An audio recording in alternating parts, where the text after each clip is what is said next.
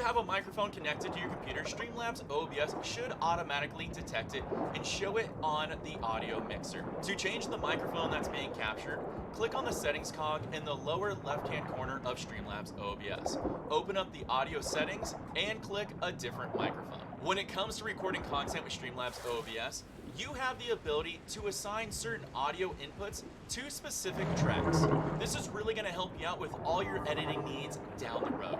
To assign audio inputs to specific tracks, first open up the advanced audio settings by clicking on the settings cog in the audio mixer. All 6 tracks will be checked by default. This means all your audio inputs will be combined. In most cases, you'll want to give each audio input its own specific track. You can also combine all of your audio into one track if you wish.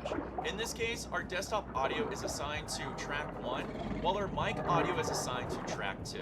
Adjusting the number of tracks in this section depends on how many audio inputs you've assigned in the advanced audio settings. Now, when you upload your file to your editing software, you're going to have 2 audio tracks, one for your desktop audio and one for your microphone audio. This is a really good setup if you like to edit montages, best clips, or want to post something on your social media. When it comes to the recording options for video, we want to make sure you get the best picture quality possible. Navigate to the video settings by clicking on the settings cog in the lower left-hand corner of Streamlabs OBS and click on video. The first thing you're going to see is base canvas resolution. This is for recording gameplay. It is recommended that your base resolution match your monitor's resolution. In this case, we're going to go with 2560 by 1440. When it comes to output scaled resolution, it's recommended you choose the highest quality output resolution possible. In this case, it's the same number as we said before. Off these 2 settings alone, if you already notice that your computer's struggling, try a lower resolution because it's really going to help it out a lot. For your downscale filter, we recommend you choose land shows, as it's going to provide the best quality at the cost of slightly more CPU. When it comes to FPS, we recommend 60 frames per second for most cases, especially for gameplay that involves a lot of action and movement. If you're playing a board game or something that is more static, you can probably get away with 30 frames per second, but in general, you want to try to record as many frames as you can. To make any adjustments to the output settings, all you need to do is go to the cog wheel in the lower left-hand corner of Streamlabs OBS and click on Output. Under the output settings, you're going to see recording path, which is where you get to pick the destination you'd like your recording to appear.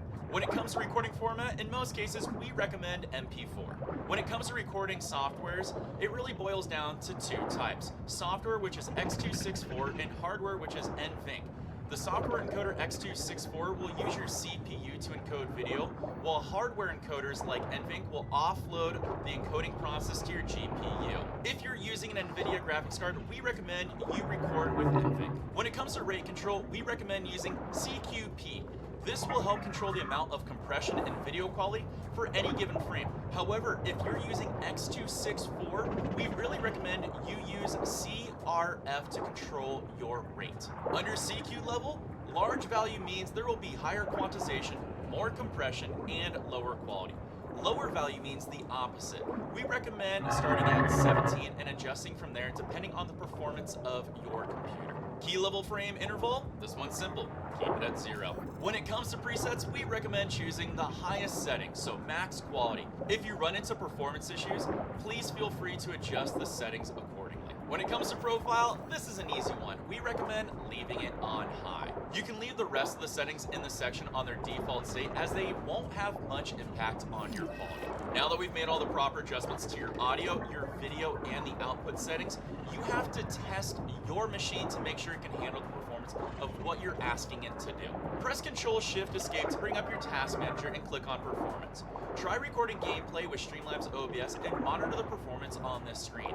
If your CPU usage is too high, try adjusting the settings outlined above to optimize your computer. When it comes to testing your performance, don't do it for just a few seconds. Really test out your machine under different situations to make sure it's going to be fine and it's not really going to struggle. We want to make sure that you get clean, crisp, and smooth recorded footage so that way you're going to have the best quality possible for whatever you're going to need it for.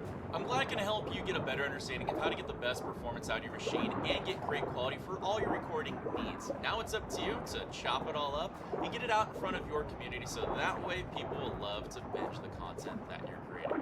If you guys need any more help, I'm always here to help you out. My name's Wild for Games. Make sure to keep up with me here on Streamlabs. And until next time, I'm going to put 2 videos up here on screen that are going to teach you a lot more of how to use Streamlabs OBS to the best of its ability. Make sure you watch those videos right after the end of this one because you're just going to love it. Until next time, my friends, take care, and of course, peace.